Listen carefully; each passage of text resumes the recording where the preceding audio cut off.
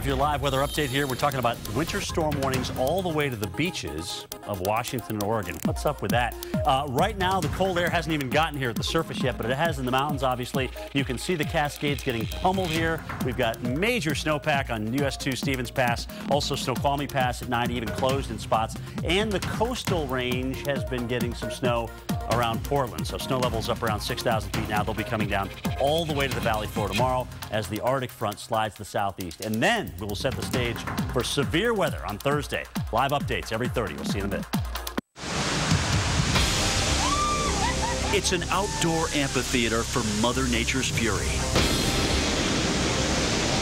They come here to the edge of the world, to this windswept, rugged Canadian coastline, to watch, to feel, to be amazed by the raw, raging storms, finding inspiration and imagination in the crashing waves and solitude amongst the cold, nasty elements, where one can feel both insignificant and almighty at the same time. Breathtaking adventure for those who want to go face to face with the power of the Pacific. I'm meteorologist Jim Cantore. I've made a career of being in the middle of storms, and I love it. But there's more to weather than storms. Some people live where they have to deal with harsh or unusual conditions on a daily basis.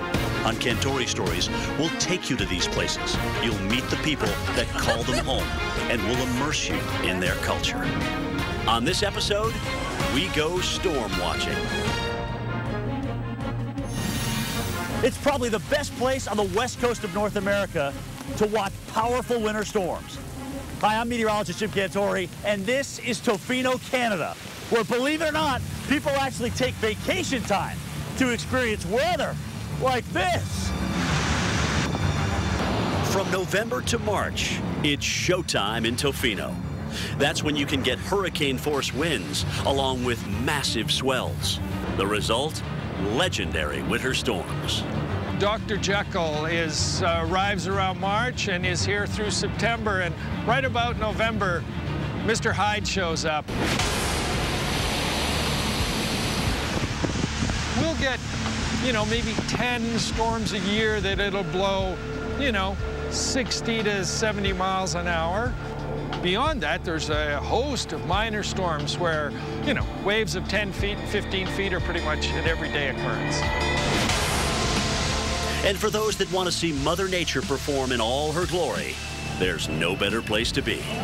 You get to Tofino and there's a storm, there might be 30 or 40 foot waves. You can watch from very close proximities, and it is very, very impressive. That with sideways rain and it's blowing 40 or 50 miles an hour, you're definitely out of your element if you're from the prairies of Canada. You're used to wheat and flat land, It's the edge where you run out of road, and then it's just this crazy ocean just beating on the beach.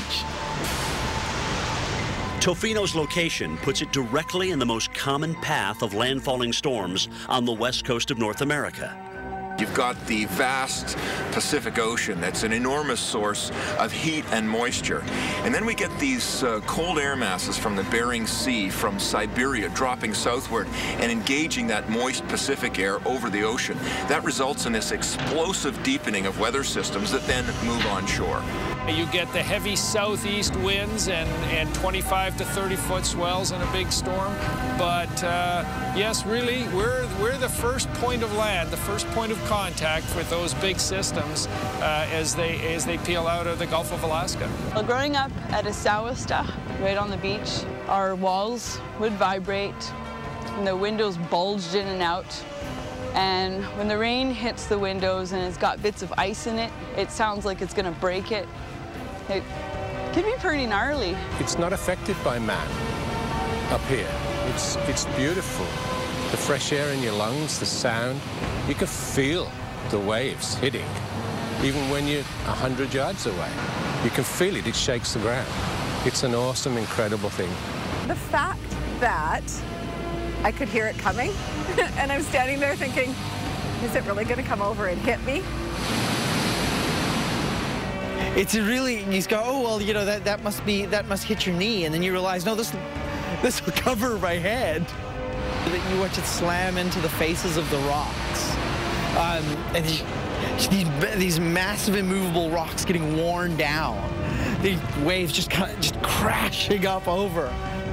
It's such a humbling experience to be out here and to witness one of these, you know, giant Pacific storms. It's beautiful. And I remember one of the first things I learned when I moved to Tofino is there's no such thing as bad weather. It's just bad clothing choices. So as long as you stay bundled up, it's fine. You can be out there and enjoy it. It's an adventure just to get to Tofino. First, you have to fly to Vancouver, then take this 2-hour ferry ride over to Vancouver Island.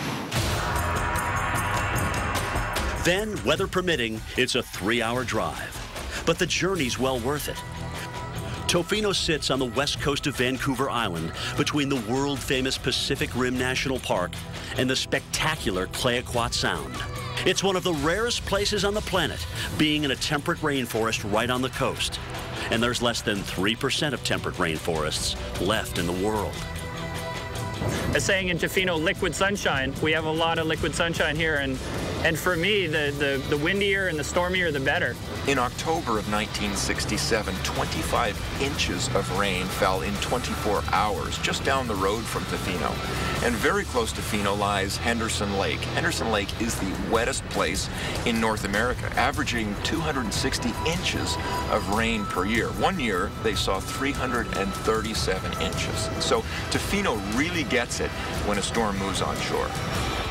Tofino has about 2,000 full-time residents. That number swells to approximately 25,000 in the summer. It was originally a fishing and logging community. Now, tourism drives Tofino, from whale watching in the summer to storm watching in the winter. Most of us think vacation by the sea means sunny skies and warm breezes. Well, then there are those who want nothing more than howling winds, horizontal rain, and pounding surf. I just want to give a high five to the person who ever came up with the phrase storm watching, because it was a great way to sell, you know, difficult weather to people. I don't like a traditional vacation. I like to go somewhere where there are not a lot of people, crowds. I don't want to see a McDonald's anywhere. When they come to watch a winter storm, they want to do something different, and they want to put themselves out of their element and get out and enjoy nature and enjoy it when it's not the nicest weather you can have. No, I don't think it's an odd hobby. I think that the fact that nature can be so entertaining is amazing. First of all, we said we're coming storm watching, and they just all went, what? Every single person went, what? No one's ever heard of it. I mean, who goes storm watching, like on a storm watching vacation? But if you do go storm watching, timing is everything if you're looking for one of their epic blasts. Well, when it's really stormy in Tofino, it can blow sometimes 60, 70 miles an hour, and the power goes out generally. So you're at home stuck in the dark. The thing that always